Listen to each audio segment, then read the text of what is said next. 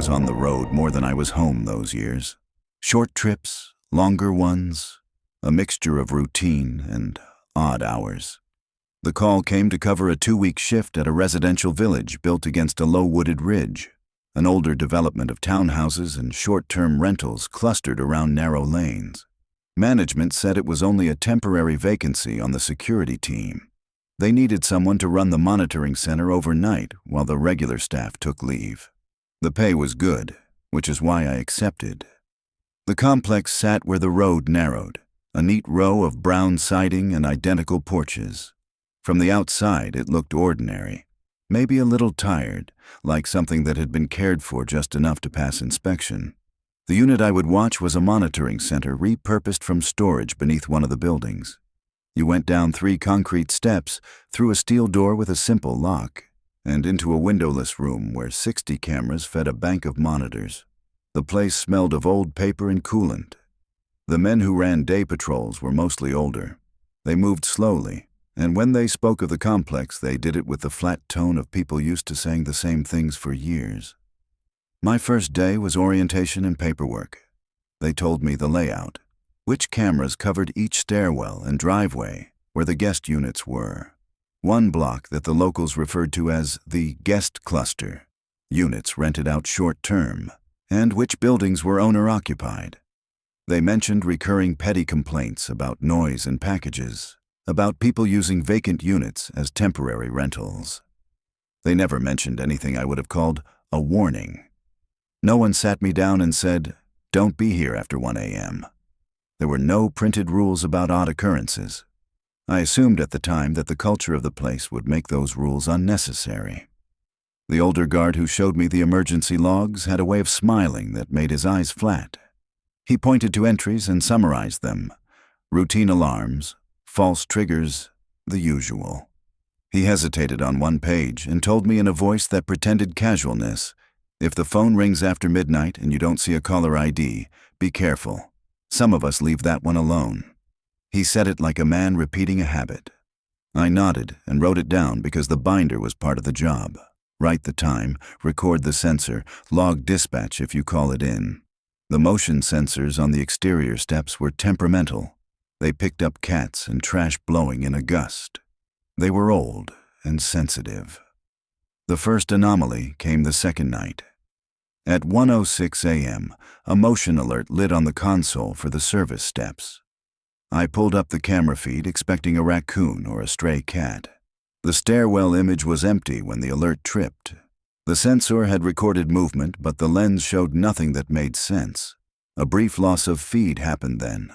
A 3-second camera dropout, and a return with the door at the top of the stairs slightly ajar, enough to show a darker strip of corridor beyond.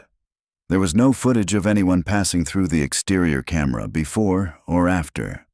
I logged the event as a sensor error because that is the procedure. On the third night, the internal phone rang at 1:23.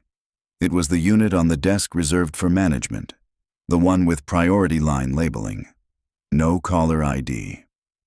When I picked up, there was no voice at first, only a distant shifting sound like someone breathing through fabric. The line died before I could make sense of it. I left a note in the log. 1:23 a.m., unidentified call. No sound. The older guard later raised his eyebrows when he read it and repeated the same advice about the phone, like it was a superstition dressed up as procedure. I began checking the binder thoroughly. Someone had removed several pages. Where there should have been a continuous record of incidents, there were gaps. The pages that remained contained shorthand, terse entries about motion alerts and response times, and the notations that always made the veteran guards look away. Heart failure, found unresponsive, and time ranges roughly between 1 and 2 in the morning. One clerk's note, half erased, mentioned 2 fatalities in the monitoring room some years earlier, and a suggested correlation of incidents around the same hour. Management had since added extra locks to certain doors and changed a key policy, but there was no formal memo and no investigation summary in the folder. Around the 5th night, I found a bundle of old paperwork tucked in a utility closet, molding browned around the edges, covers stuck with dust. The reports it contained were fragmented. A notice of a resident who had been found deceased in a unit. A terse line about a tenant who had taken their own life in a rental unit that had been used as a short-term lodging, and notes that maintenance had been called for odd noises near the boiler room underneath the building.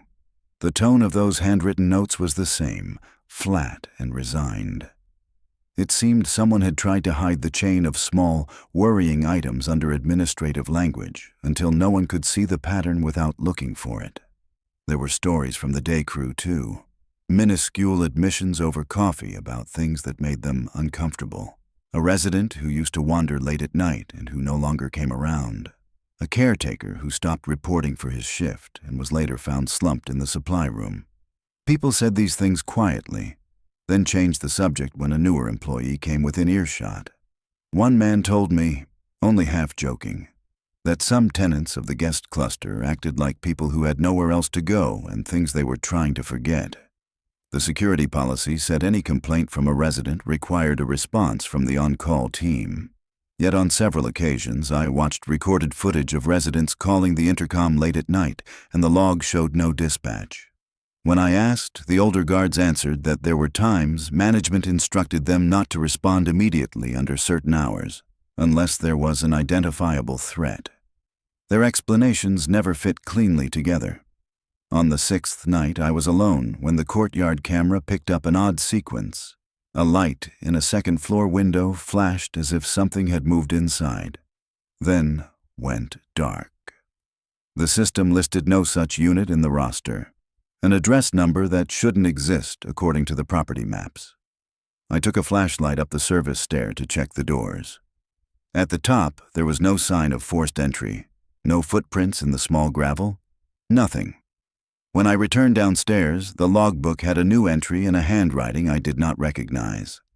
0100, resident complaint, no caller ID, no action taken per instruction. Whoever wrote it signed only with initials. 3 days after that night, I went to check the supply room for missing maintenance forms and found a strip of paper bundled with tape. Inside was a faded note mentioning a heart attack in the monitoring room 2 winters earlier, and a detail that stuck with me. The estimated time of death was recorded between 1 and 2 in the morning. I asked the day guard about it, and he said the man had been alone and had never answered when called. Management had recorded it as natural causes. There were rumors the person had complained of insomnia and trouble breathing in his last shifts. Whether those things were true or a way to tidy a mess into paperwork, I could not say. A week into my rotation, incidents escalated. On a night when the sky was clear and cold, the emergency intercom lit up from a second-floor unit at 2 a.m. A resident pressed their call button repeatedly and the line stayed open. The display showed no incoming number. I went to the stairwell because that's what the procedure required. Check the area, log, and call for backup if I could not resolve it.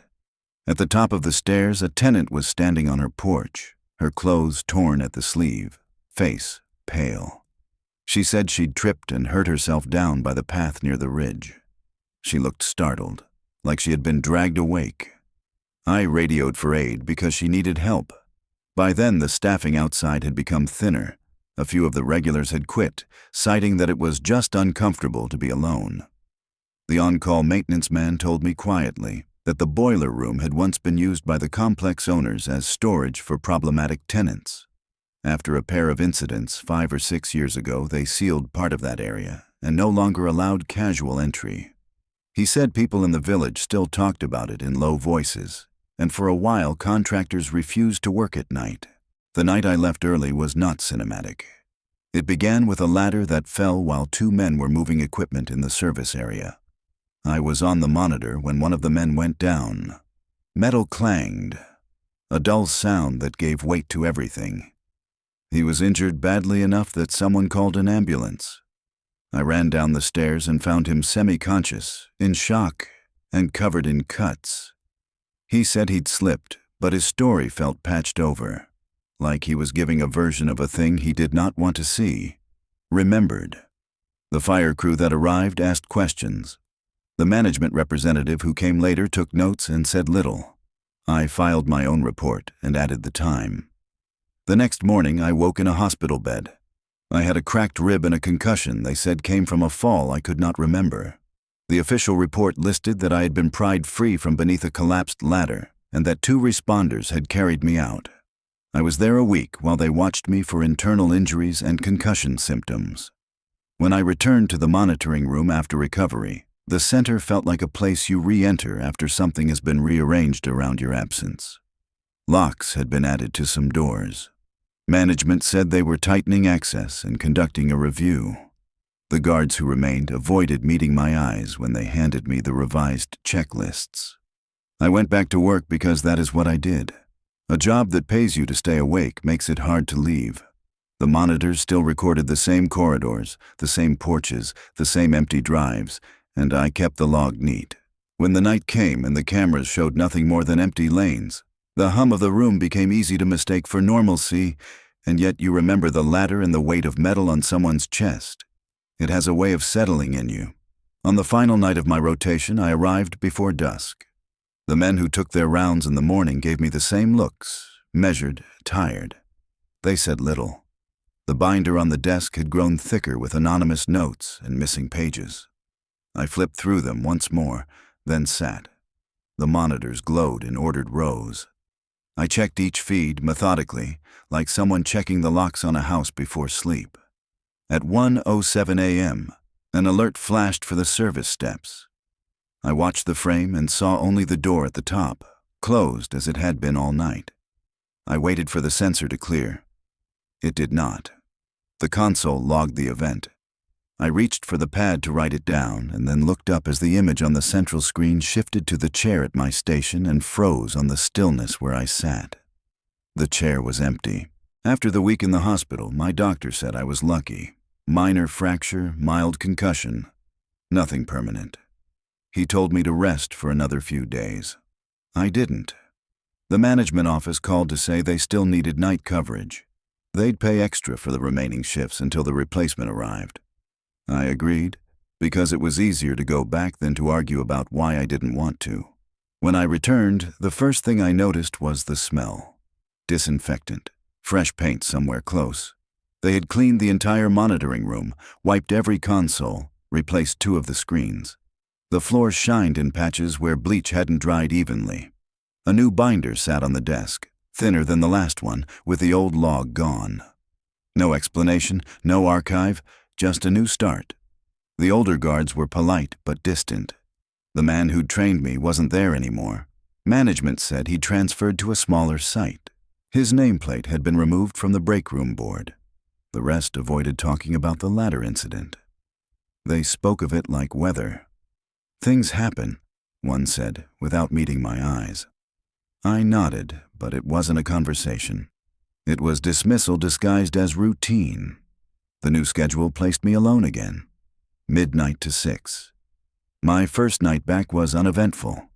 I ran camera checks, cross-referenced sensor reports, filled out the maintenance chart. The monitors hummed quietly. Outside, the ridge stood dark, its line faint against the sky. The air vents whispered. The fluorescent lights flickered when the air conditioning cycled. Normal things, but sounds had weight here. Every click and hum seemed to remember something. On the third night, an envelope appeared on the console. No name, no handwriting, just my initials typed on a label. Inside was a short printed notice. Do not respond to intercom calls from Unit 214. Contact maintenance first. There was no signature, no management stamp. I checked the occupancy sheet. No Unit 214 existed in the current list. The numbering jumped from 213 to 215.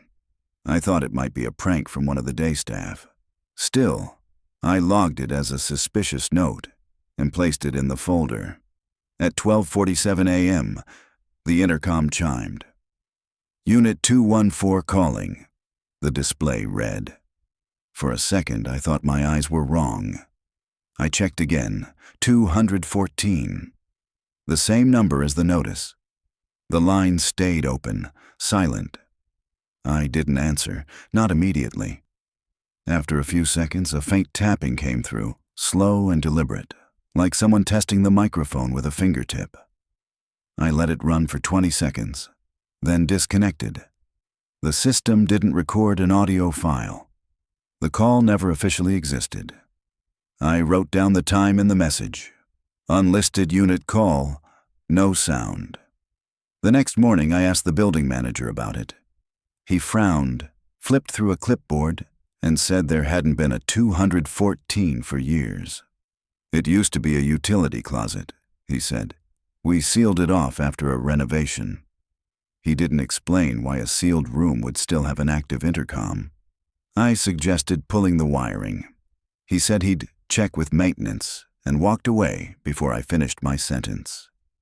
By the fifth night, the rhythm of the place felt different. The day guards began leaving early, avoiding the lower floors after dusk. One of them told me quietly that he'd heard whispering over his walkie while doing the garbage run, as if someone else was on the channel. He joked about ghosts, but the joke fell flat. It wasn't fear in his voice. It was resignation, like the sound had been happening for a while, and he'd learned to ignore it. I tried to be methodical. I spent hours rechecking sensor alignment and reviewing old footage. Most of it was uneventful. Wind moving curtains, lights blinking in empty hallways, raccoons passing in front of infrared lamps. But one sequence stayed in my mind. It was from 3 nights earlier, camera 19. The stairwell beside the sealed unit. The feed showed the hallway light flickering. For 2 frames, a figure appeared at the top landing. Then static, then nothing. I replayed it frame by frame, brightness up, contrast, low. The shape was small, bent forward, wearing something that looked like white cloth. The timestamp read 1:59 a.m. The file corrupted immediately after. I took the footage to the office in the morning. The assistant manager, a man named Cole, looked at it and said, "Probably reflection." Light bounced from the exit sign. He deleted the clip before I could say anything else. When I asked why, he said, "We don't archive anomalies. We clear memory weekly." His tone left no space for protest.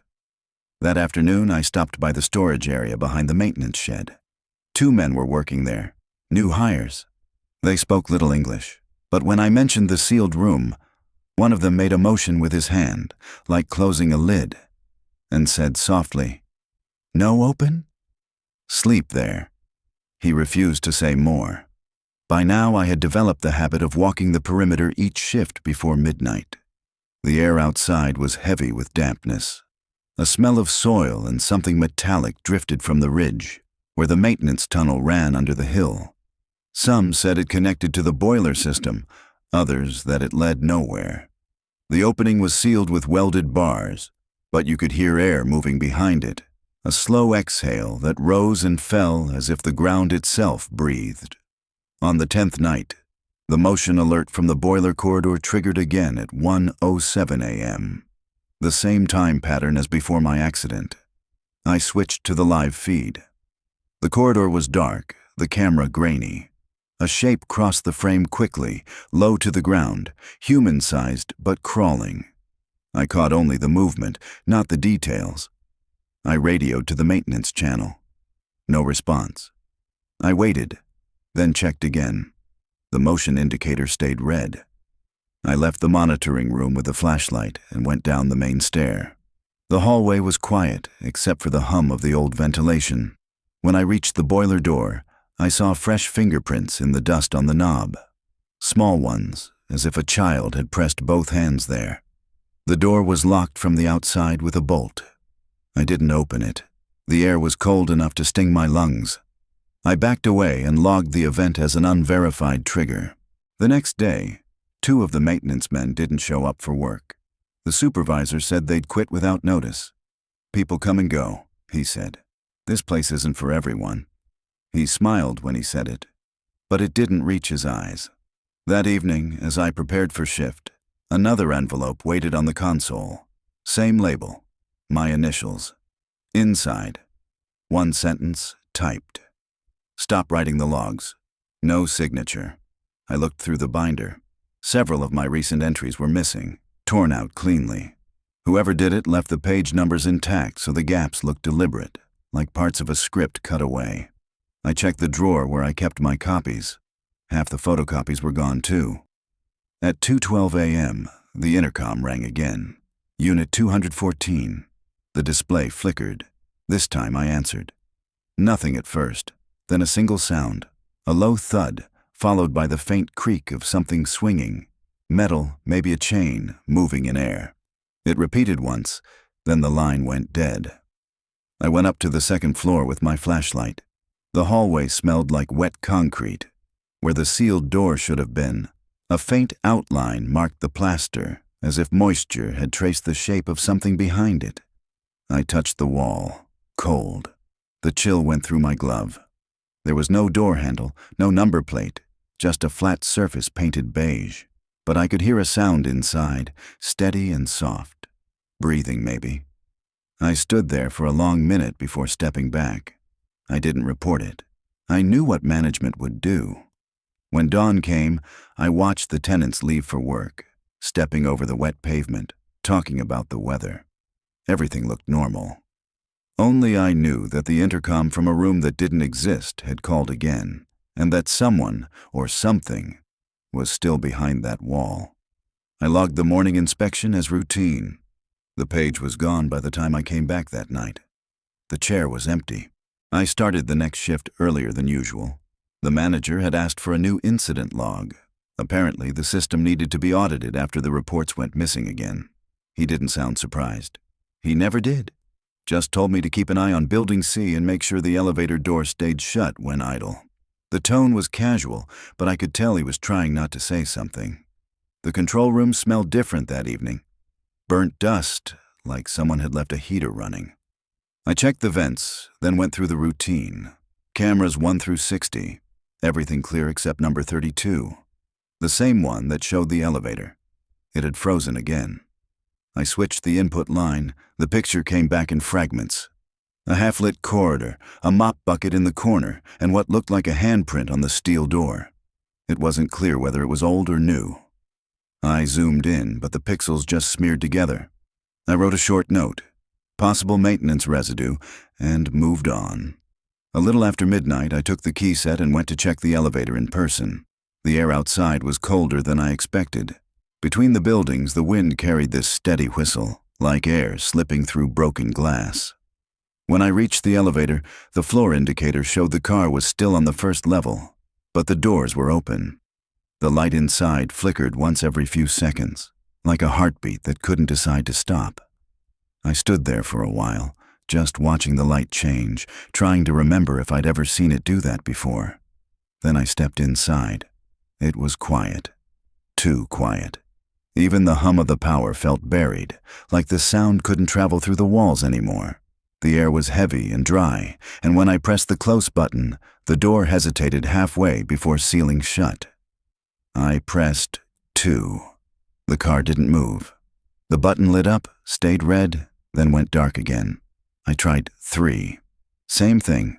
When I pressed 1, the panel flickered and the floor display turned blank. Then slowly, the doors opened again. I stepped out. The hallway looked normal. Same peeling paint, same dim light. But the air was colder here. I followed the corridor down toward the old laundry room. The smell hit first, that mix of detergent and rusted water pipe. I looked around and realized the machines were gone, just rows of outlets on the wall, capped with yellow tape. A small sound came from the next door, the one marked storage. A metallic click, like something shifting against metal shelves. I called out, expecting a janitor or maintenance crew. No reply. I opened the door an inch and saw only mops and cardboard boxes. Still, the air inside felt warmer, like someone had just walked through. Back in the control room, I checked the footage from that hallway. The timestamp showed the elevator door opening and closing on its own, exactly 3 times while I was down there. The first time matched when I'd entered. The other 2 happened after I'd left. Around 3:15 a.m., the radio on the desk buzzed. The old guard, the one who covered day shifts, said he was driving by to drop off supplies. I met him at the service gate. He handed me a pack of batteries, a few bulbs, and a folded envelope. "They asked me to give this to whoever's on nights," he said. The handwriting on the envelope was old-fashioned, blue ink pressed deep into the paper. No return address, no name. Inside, there was a single note. "Do not check the basement alone. They always come back through the lower door." That was it. No signature, no date. The paper smelled faintly of bleach. I looked up to ask where he got it, but the old man had already gone back to his truck. When I returned, the monitors showed static again, just on camera 32. I rebooted the feed and froze halfway through the process. There was motion in the corner of the frame, a thin white blur crossing left to right. It didn't trigger the motion alert, but I saw it. I replayed it twice, then watched it frame by frame. It wasn't a reflection. It was slower, heavier, like fabric moving through air. I checked the corridor live. Empty. Then something odd. Camera 32's audio feed had turned itself on. The faint hum of the elevator motor played through the speaker, constant and low. I turned the volume down. The hum grew louder anyway, as if it were coming from the walls instead of the monitor. I muted the system, sat back, and waited for the noise to fade. It didn't. It shifted instead, a slow, mechanical pulse that seemed to move beneath the floor. The entire desk started to vibrate, just slightly. I looked over the control log. No reports of maintenance, no power fluctuation. Still, every few seconds the vibration grew stronger. I stood, took the flashlight, and stepped into the hallway again. The sound followed. By the time I reached the stairwell, the vibration had stopped. Silence again, thick as the air before a storm. When I came back, one of the monitors, the one showing the leasing office, had gone dark. It rebooted automatically, and for 1 second before the picture returned, the reflection of the control room flickered across the screen. I saw my own desk, my own chair, but there was someone sitting there. I turned around, fast. The chair was empty. The hum returned, louder than before. The hum spread through the floor before I could trace it. It wasn't coming from the panels or the vents. It was deeper, like something moving inside the concrete. I crouched and pressed my hand to the tile. The vibration pulsed once, twice, then stopped. The air went still, but the quiet that followed felt heavier than the noise. I turned off the main monitor grid to isolate the power draw. One by one, the screens went black until only camera 32 remained. The elevator feed stayed lit even though the switch was off.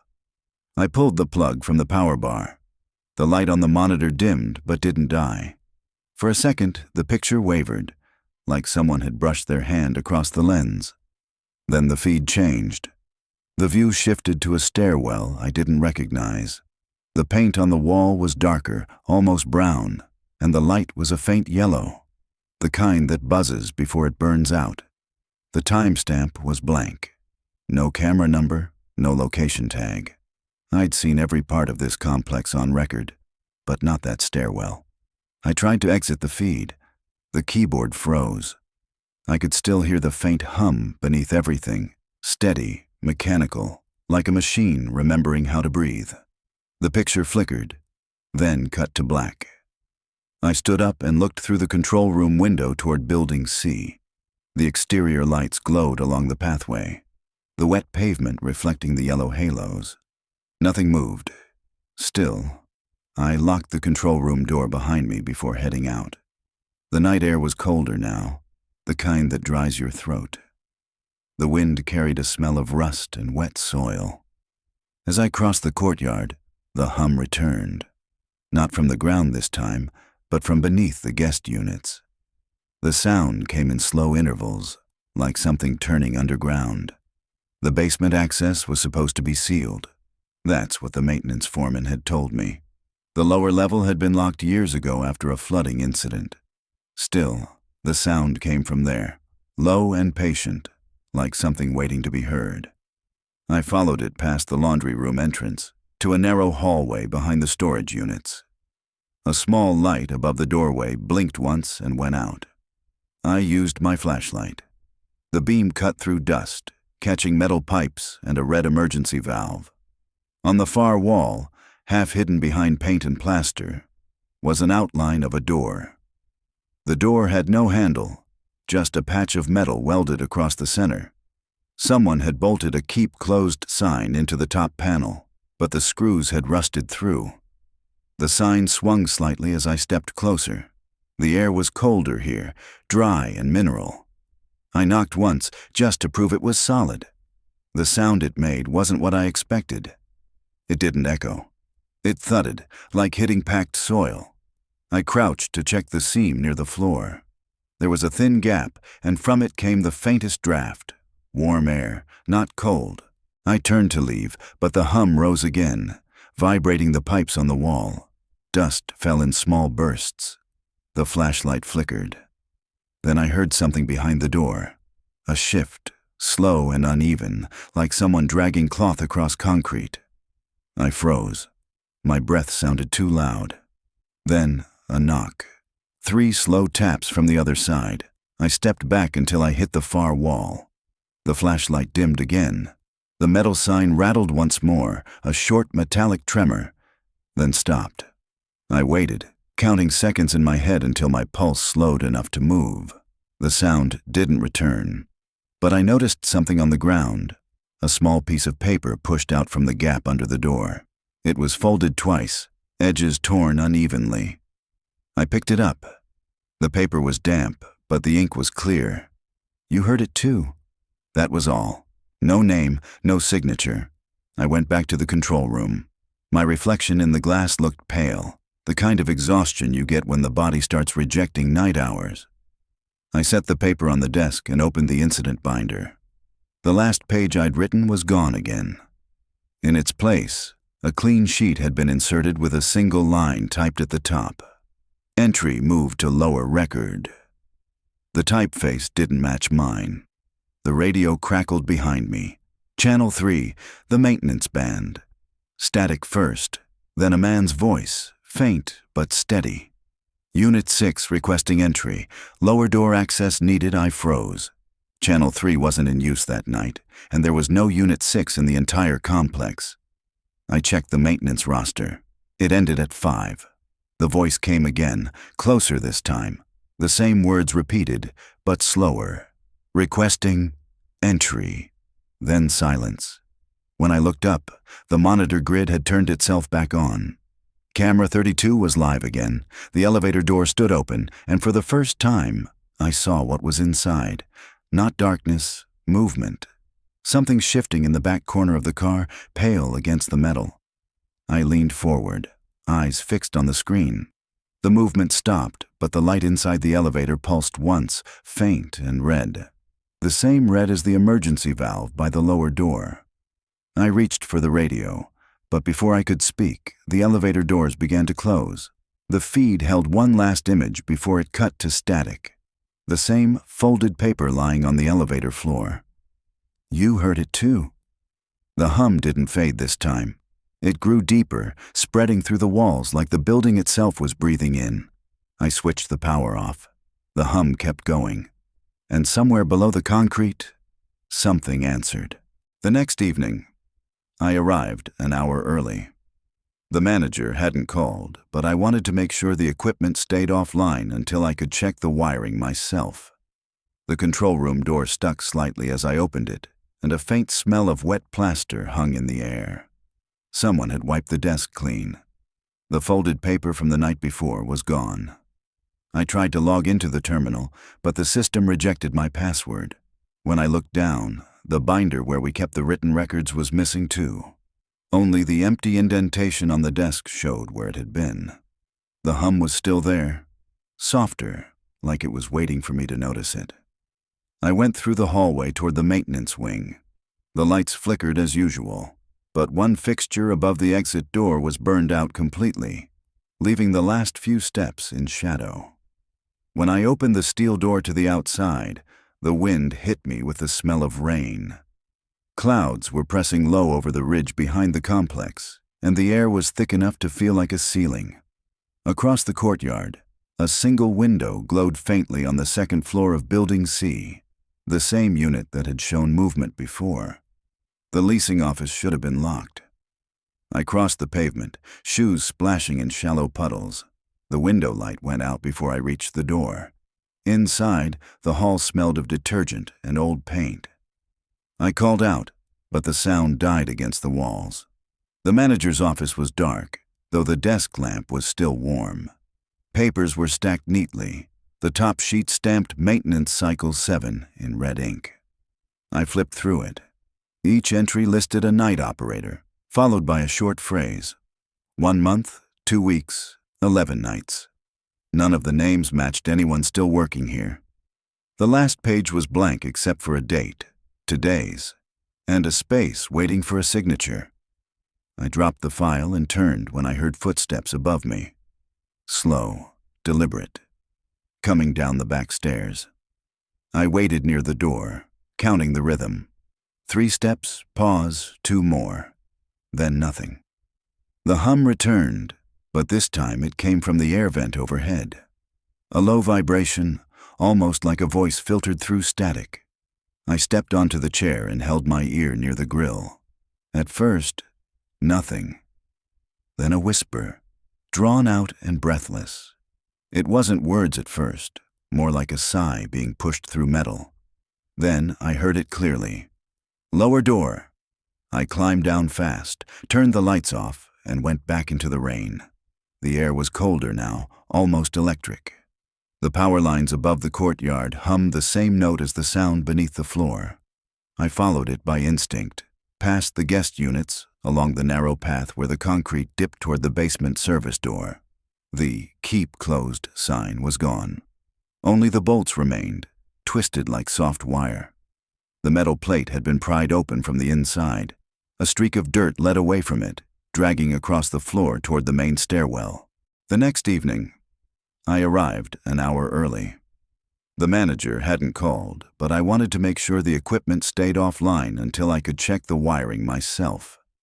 The control room door stuck slightly as I opened it, and a faint smell of wet plaster hung in the air. Someone had wiped the desk clean. The folded paper from the night before was gone. I tried to log into the terminal, but the system rejected my password. When I looked down, the binder where we kept the written records was missing too. Only the empty indentation on the desk showed where it had been. The hum was still there, softer, like it was waiting for me to notice it. I went through the hallway toward the maintenance wing. The lights flickered as usual, but one fixture above the exit door was burned out completely, leaving the last few steps in shadow. When I opened the steel door to the outside, the wind hit me with the smell of rain. Clouds were pressing low over the ridge behind the complex, and the air was thick enough to feel like a ceiling. Across the courtyard, a single window glowed faintly on the second floor of Building C, the same unit that had shown movement before. The leasing office should have been locked. I crossed the pavement, shoes splashing in shallow puddles. The window light went out before I reached the door. Inside, the hall smelled of detergent and old paint.